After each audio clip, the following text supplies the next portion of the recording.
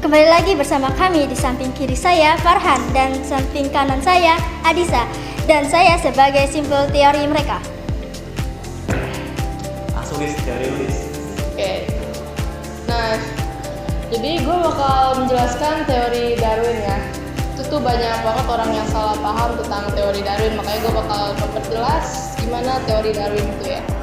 Nah, jadi teori Darwin tuh menjelaskan bahwa makhluk hidup itu berubah secara bertahap. Jadi kayak nggak langsung blink, langsung jadi manusia lah, jadi burung lah. Ini ada tahapannya gitu. Nah, dalam waktu yang sangat lama melalui proses yang disebut seleksi alam. Jadi intinya gini, dalam satu jenis makhluk hidup selalu ada variasi kayak beda ukuran, beda warna, kekuatan, dan lain-lain. Lingkungan menentukan siapa yang paling cocok untuk bertahan hidup. Nah, yang paling cocok itu bakal lebih lama hidup dan banyak punya keturunannya lah. Sifat yang membantu bertahan hidup sih diturunkan ke generasi berikutnya. Jadi kayak kakek kuat banget nih si kakek. Nah, si cucunya bisa jadi lebih kuat karena emang si kakeknya udah kuat dari dalam gennya gitulah. Nah, setelah jutaan tahun perubahan kecil itu menumpuk. Nah, muncullah spesies baru. Nah, menurut Darwin, manusia itu bukan dari kera ya. Jadi menurut Darwin itu manusia sama kera itu kayak bersekeluarga gitulah. Tapi bukan kayak dari kera jadi manusia. Itu banyak orang yang bilang kayak gitu, padahal emang enggak. Nah, buktinya apa? Nah, buktinya bisa dilihat dari sini ya. Di sini ada anatomi manusia dan sama kera itu memang benar-benar sangat mirip.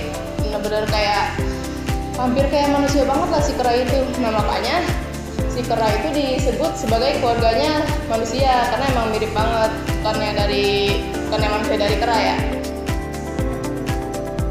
Nah, jadi kita tuh satu keluarga jauh, bukan hasil perubahan langsung. Nah, kenapa teori ini dipercaya? Karena ada fosil yang menunjukkan perubahan bertahap manusia berubah dari manusia purba ke manusia modern, ada tahapannya gitulah. Struktur tubuh manusia mirip dengan primata lain. Nah, DNA manusia kebetulan sangat mirip sama kera. Evolusinya masih bisa diamati sampai sekarang. Misalnya kayak bakteri kebal obat gitu. Nah, jadi intinya teori Darwin itu menjelaskan bahwa kehidupan berkembang melalui perubahan kecil yang disaring oleh alam dalam waktu yang sangat lama, dan manusia adalah hasil proses evolusi tersebut. Dah, kayak gitu aja sih kalau dari teori Darwin menurutku. Silakan Farhan, mungkin bisa dilanjut dengan teori asal usulmu yang gak jelas itu. Ikan nih. Iya. Jujur nih, kan tadi kan kayak kita dibikin kera ya, itu nggak kera banget gak sih? Kayak gue pengennya sama ikan aja disamainnya beda di permen. Nah, jadi teori ikan ini dimulai jutaan tahun lalu. Kehidupan yang dimulai dari bumi, dari air kan. Tahu kan? Katanya juga bumi ini dari air banget katanya. Terus dan ikan menjadi makhluk yang paling dominan. Persaingan sebagian ikan mulai beradaptasi di perairan dangkal karena kalah saing aja nih sama ikan lain. Terus dari ikan purba muncul Tiktaalik. Tiktaalik makhluk perpilihan yang memiliki sirip dan tulang mirip kaki. Proses evolusi ini kemudian menghasilkan amfibi lalu reptil yang mampu hidup di darat. Nah, kemudian primata, mamalia melalui proses evolusi yang sangat panjang. Primata akhirnya berkembang menjadi menjadi manusia. Inilah proses evolusi makhluk hidup menurut teori ikan. Nah, ini Kanada nih. Kanada. Tepatnya Kanada Utara ya. Itu pertama kali ditemukannya fosil Tiktaalik di situ. Ya, dan gitu aja. Maaf kalau nggak jelas.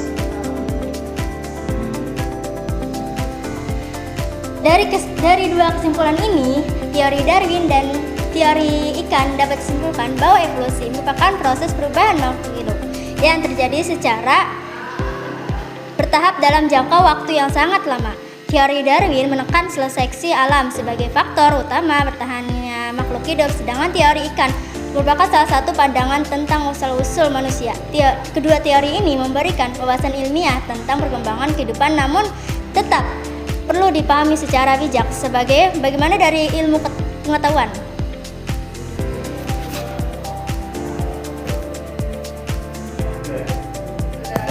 Bye. Hari ini saya sedang bersama Ibu Halilah sebagai guru mata pelajaran Pendidikan Agama Islam di SMA Islam Andi Jomiyah. Ibu, saya mau bertanya tentang teori evolusi. Bagaimana pandangan Ibu terhadap teori evolusi manusia yang berasal dari kera dan ikan? Oke, baik. Terima kasih kesempatannya. Teori manusia yang dari kera itu teori Darwin ya? Iya. Oke, teori Darwin. Itu kan evolusi itu kan berarti memakan waktu yang lama. Teori yang memakan waktu yang lama. Kalau saya pribadi setiap teori itu sah-sah saja dan itu tidak apa-apa. Siapapun bisa punya teori, berpendapat. Masing-masing orang itu punya pendapatnya masing-masing, itu tidak apa-apa. Kenapa seperti itu? Sebagai pandangannya, dia kan agak berbeda dengan teori dari Islam tentang penciptaan manusia, karena dia non-muslim, otomatis dia berbeda. Sedangkan dalam Islam itu teori penciptaan manusia itu, manusia diciptakan dari tanah dan air. Dari tanah dan air, lalu terjadilah yang disebut dengan segumpal darah. Dari segumpal darah itu menjadi segumpal daging, lalu dimasukkanlah tulang belulang, yang pada akhirnya adanya tulang belulang yang dibungkus oleh kulit. Lalu oleh Allah ditiupkanlah ruh. Itu seperti itu kalau teori Islam. Jadi itu memang ada perbedaan, tetapi itulah namanya sains, pasti ada perbedaan. Pertanyaan kedua, menurut Ibu, apakah teori evolusi manusia dapat diterima sebagai penjelasan ilmiah atau ada batasan tertentu dalam memahaminya? Oke, baik. Kalau secara ilmiah itu sudah pasti ya, itu sudah diterima karena memang satu teori itu pasti diadakan pengujian dan sebagainya. Jadi itu sudah diterima secara sains, tetapi memang itu pasti ada teori-teori lain yang membantah dan sebagainya, dan itu sudah biasa. Itu seperti itu. Pasti itu udah melakukan kurun waktu yang lama, dan itu sudah ada pengujian secara ilmiah. Untuk pertanyaan terakhir, bagaimana sebaiknya siswa menyikapi perbedaan pandangan tentang asal-usul manusia agar tetap berpikir kritis tanpa mengesampingkan nilai keilmuan maupun keyakinan? Oke, baik. Kita kan kalau dalam Islam kita boleh kita dengan siapapun menerima teori siapapun, teori tentang manusia itu tidak apa-apa selama tidak mengganggu akidah kita, selama itu bukan masalah akidah. Nah, lalu bagaimana kalau banyak teori ini apakah bisa menginikan akidah? Jangan sampai. Kenapa? Karena kita kan tetap berpegang teguh kepada ayat Al-Quran, kepada Al-Quran.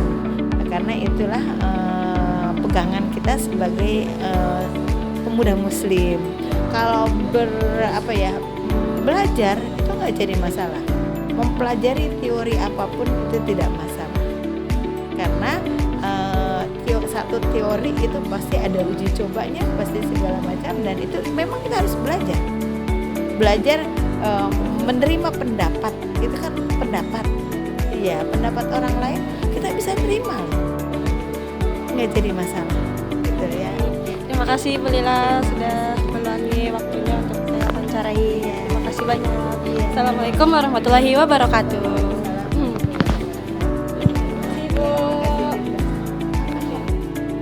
Halo teman-teman, jadi hari ini saya sedang bersama Pak Jadid, yaitu selaku guru sejarah Indonesia di SMA Islam An-Nizamiyah. Nah, jadi Pak, di sini saya ingin sedikit bertanya mengenai pandangan Bapak terkait evolusi manusia yang menyatakan bahwa manusia berasal dari kera. Jadi menurut Bapak gimana Pak?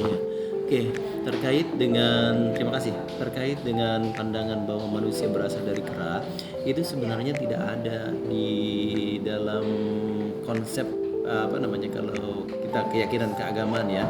Tapi dalam hal ini masih tetap dikaji dan dipelajari, terutama di SMA ya.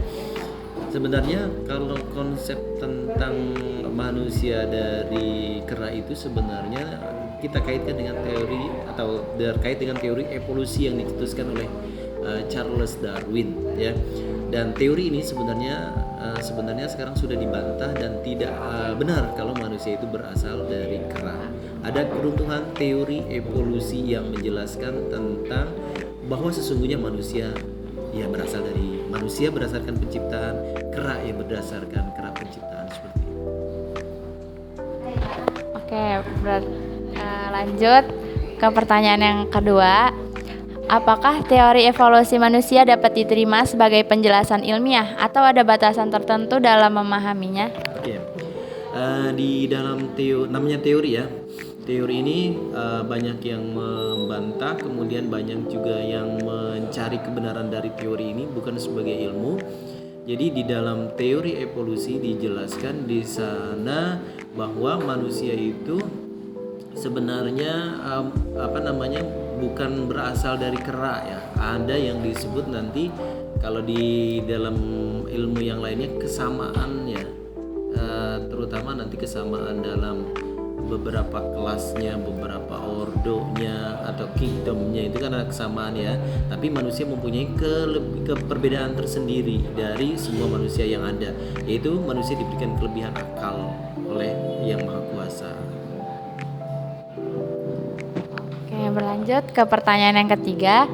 Bagaimana sebaiknya siswa menyikapi perbedaan pandangan tentang asal-usul manusia agar tetap berpikir kritis tanpa mengesampingkan nilai keilmuan maupun keyakinan? Oke, yang pertama yang harus dicari oleh seorang siswa itu dia mencari kebenaran dari suatu teori itu ya.